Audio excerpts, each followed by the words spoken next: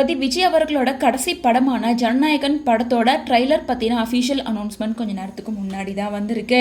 ஜனநாயகன் படத்தோட audio launch கொஞ்ச நாளைக்கு முன்னாடி தான் மலேசியால பிரம்மாண்டமா நடந்து முடிஞ்சிருந்துச்சு. மேலும் மலேசியால நடந்த ஈவெண்ட்டை ஜனவரி 4ஆம் தேதி டெலிகாஸ்ட் பண்ண போறதா அபிஷியலா அனௌன்ஸ் பண்ணியிருக்காங்க. மேலும் ஜனநாயகன் படத்துல தளபதி விஜய் அவர்கள் கூட சேர்ந்து பூஜா ஹெக்டே, பாபி தியால், மமிதா பைஜு, பிரகாஷ் ராஜ், பிரியாமணி, கௌதம் வாசுதேவ மேனன் உள்ளிட்ட பல பேர் லீட் பண்ணி நடிச்சிருக்காங்க. வினோத் தான் படத்தை டைரக்ஷன் பண்ணியிருக்காரு. ரீசெண்டா கூட இந்த படத்தை பத்தின பல விஷயங்களை வெளிப்படையா வினோத் ஒரு இன்டர்வியூ மூலமா பேசியிருந்தாரு. ஏன்னா தளபதி விஜய் அவர்கள் நடிக்கிற இந்த படம் ஒரு ரீமேக் படம் தான். பட் ஆனால் இந்த படத்தில் நிறைய சேஞ்சஸ் இருக்கும். சமூகத்துக்காக, மக்களுக்காக, அநீதிக்காக போராடுற ஒரு மக்களின் தலைவனாக தான் விஜய் நடிப்பார் அப்படின்ற மாதிரி ஒரு டாக்ஸ் ஒரு பக்கம் போயிட்டு இருக்கு.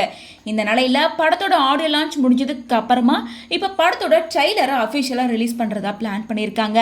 அதாவது ஜனவரி 3ஆம் தேதி சாட்டர்டே ஈவினிங் 6:45க்கு தான் ட்ரைலர் ரிலீஸ் ஆகும் அப்படின்றத அஃபிஷியலாக அனௌன்ஸ் பண்ணியிருக்காங்க.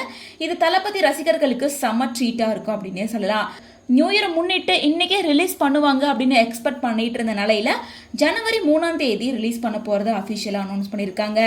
மேலும் இந்த வருஷம் பொங்கல் ட்ரீட்டாக தான் தளபதி விஜய் அவர்களோட ஜனநாயகன் படம் அமைஞ்சிருக்கு. ஸோ இப்போ இருந்தே தளபதி விஜய் அவர்களோட கடைசி படத்தை பார்க்கறதுக்கான எக்ஸ்பெக்டேஷன் நாளுக்கு நாள் அதிகமாயிட்டு போகுது அப்படின்னு தான் சொல்லணும்.